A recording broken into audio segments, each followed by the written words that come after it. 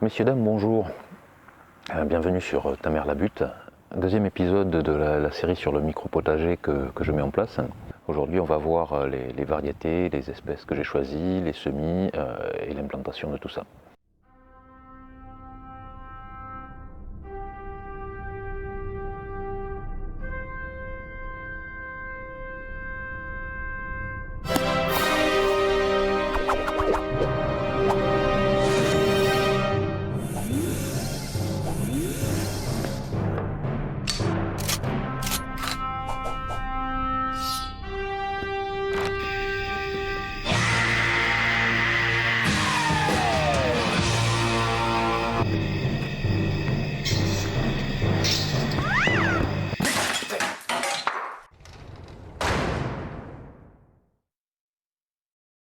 Je suis parti de graines et pas de plants parce que ça me paraît moins cher, c'est-à-dire pour le prix d'un plant, hein, 4 euros, 3-4 euros. Ben, on a des dizaines, voire des centaines de graines. C'est un peu plus long du coup, ça demande un peu plus de travail, mais je trouve ça aussi plus sympa de partir de zéro, de la graine. Pour choisir les différentes espèces, je suis parti des quelques légumes principaux que je voulais avoir, les grands classiques, quoi, hein, tomates, pommes de terre, courgettes, aubergines, tout ça. Et ensuite, je me suis laissé guider par les associations de culture. Il faut savoir que des plantes, quand elles sont à proximité, soit elles se concurrencent, soit elles s'entraident, soit elles s'ignorent. Donc on va plutôt choisir de mettre ensemble des plantes qui s'entraident. L'association la plus connue, c'est ce qu'on appelle la Milpa ou les Trois Sœurs. C'est une association de courgettes, maïs et haricots grimpants. Dans cette association-là, la courge sert de couvre-sol, le haricot sert à apporter de l'azote et le maïs sert de tuteur aux haricots. Je crois que c'est les Incas ou les Aztèques, je sais pas s'il y a un moyen mémotechnique. Les Incas ont inventé la milpa, les Aztèques ils ont inventé le couteau. C'est la milpa Inca et le couteau aztèque. Pour connaître ces associations, il y a tout un tas il y a des tonnes de tableaux qui existent sur le net, qu'on peut trouver sur le net. Moi je me suis servi d'un que j'ai trouvé sur Jardi Partage.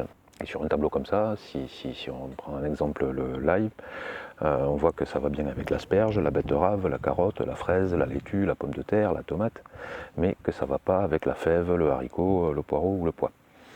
Alors on se dit, c'est facile, hein, on va prendre une plante donnée, on lui met tout ce qui va bien avec, mais c'est pas si simple que ça, parce que là, dans cet exemple, encore une fois, on voit que, par exemple, la tomate, elle ne va pas avec la pomme de terre. Donc c'est un peu plus compliqué que ça, et ça m'a donné pas mal de petites prises de tête. Au final, en partant de ce principe, je suis arrivé à 3 zones avec un légume principal à chaque fois, une pour la pomme de terre, une pour la tomate, une pour les courgettes, et ensuite plein d'associations avec ça. Ce qui fait à peu près 8 espèces différentes par carré. Donc petit spoiler, c'est trop. Et encore, il y en a pas mal que j'ai pas mis, soit parce que j'y ai pas pensé, soit parce que ça allait pas avec les autres espèces. Poireaux, artichauts, voilà, pastèques, toutes les aromatiques.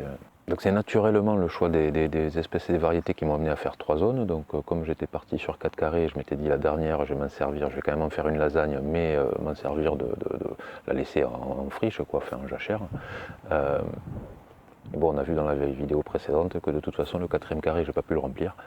Donc du coup ça tombe bien, je m'en servirai de bac à compost provisoire. Cette répartition, ce plan, j'ai tout mis ça sur un plan papier.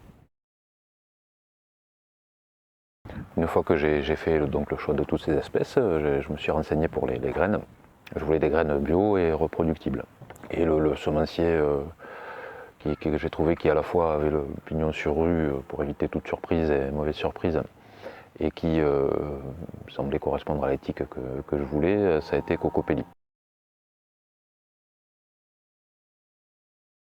Une fois arrivé sur le site de Cocopelli avec ma liste d'espèces, je pensais trouver, je sais pas moi, 5-6 espèces de variétés de courgettes différentes. Et en fait non, c'est 5-6 pages, voire plus, de 15 ou 20 variétés différentes. Donc le choix est assez complexe à faire, donc ils ont un petit topo pour chaque variété. Et j'ai choisi les graines enfin les variétés où il faisait allusion dans le topo au goût du légume et à la facilité de culture, pas trop sensible aux maladies, pas trop exigeant, des choses comme ça. Et ça m'a guidé pour mon choix final où je suis arrivé à cette liste de variétés.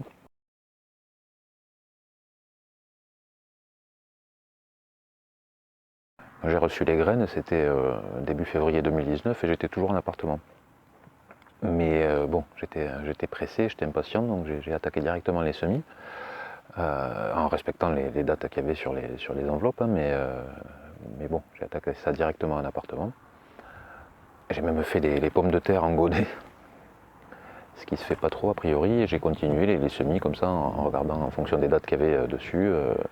Et c'était vraiment agréable de surveiller la levée, etc., de s'inquiéter. Il y en a qui lèvent très vite, en 2-3 jours, il y en a qui mettent plusieurs semaines. Maintenir l'humidité, les orienter. Je faisais ça devant une fenêtre, donc il fallait que je les bouge. Enfin, c'était le début du jardinage, quoi. Mais ensuite, il s'avère que la livraison de la maison a été retardée. Je devais l'avoir courant mars. Je l'ai eu finalement courant du mois de mai.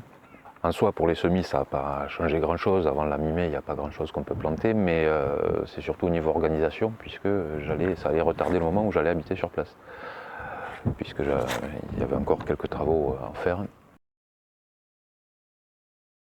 La plantation de tous ces semis, je l'ai donc faite à la mi-mai, dans la foulée de la mise en place des carrés de culture. J'ai tout planté d'un coup, y compris des semis qui auraient peut-être mérité de rester encore quelques semaines en godet. Encore une fois, toujours pressé, impatient, et puis bon, le problème d'organisation entre la maison, l'appartement, etc. Ça fait un peu bizarre de planter, dès qu'on gratte un peu la terre, on est sur l'herbe, sur la lasagne, quoi. Donc je ne sais pas si c'est normal ou si c'est parce que j'ai pas mis assez de terre, mais bon, ça fait un peu bizarre. J'avais pas prévu d'étiquettes, j'en avais mis des étiquettes sur les godets, mais je n'en avais pas prévu pour les planter au sol en pleine terre. Donc du coup, au fur et à mesure que j'implantais tout ça, soigneusement, je notais tout sur un plan papier. Quand j'ai eu fini, j'ai paillé tout ça avec un petit peu de tonte fraîche. La tonte fraîche, quand on paille avec de la tonte fraîche, apparemment il ne faut pas en mettre de grosses épaisseurs parce que sinon ça peut faire un truc étanche. Mais bon, de toute façon, j'avais plus que ça, donc voilà. Il s'est mis à bruiner un petit peu pendant que je faisais ça, c'était pas bien méchant. Si ce n'est que j'ai dû mettre bien 5-6 minutes à réaliser que j'avais le cahier avec les plans papier qui étaient dehors avec moi, sous l'eau.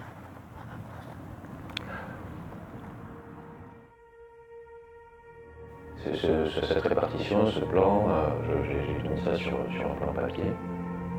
Donc du coup, au fur et à mesure que j'implantais tout ça, soigneusement, je notais tout sur un plan papier, sur un plan papier, sur un plan papier, sur un plan papier. Donc plus de plan papier. Le bilan de tout ça, c'est que bon, il faut apprendre un peu la patience. Il y a beaucoup de choses que j'ai faites un peu dans la précipitation. Les semis, même l'implantation de certains d'entre eux. J'ai clairement eu les yeux plus gros que le ventre en termes de nombre de variétés différentes. 8 variétés par carré, quand on n'y connaît rien, c'est clairement trop. Je pense que j'ai un peu fantasmé sur le côté association en me disant bon, deux plantes qui marchent bien ensemble, c'est 2 fois mieux. Si j'en mets 8, ce sera 8 fois mieux. Je pense pas que ce soit si simple que ça. En termes d'organisation aussi, il faut que je planifie ça un peu mieux, je pense un peu plus précisément. C'est pas tel jour on plante, tel jour on fait des semis, ça s'étale dans le temps, ça se répartit, enfin, c'est à réfléchir tout ça. Après c'est un réel plaisir, quoi, que ce soit les semis, que ce soit l'implantation, la croissance des trucs, l'entretien, c'est vraiment un gros kiff. Ça donne même une impression d'aboutissement, le fait d'avoir tout planté, alors que en fait c'est que le début. Donc c'est bien agréable.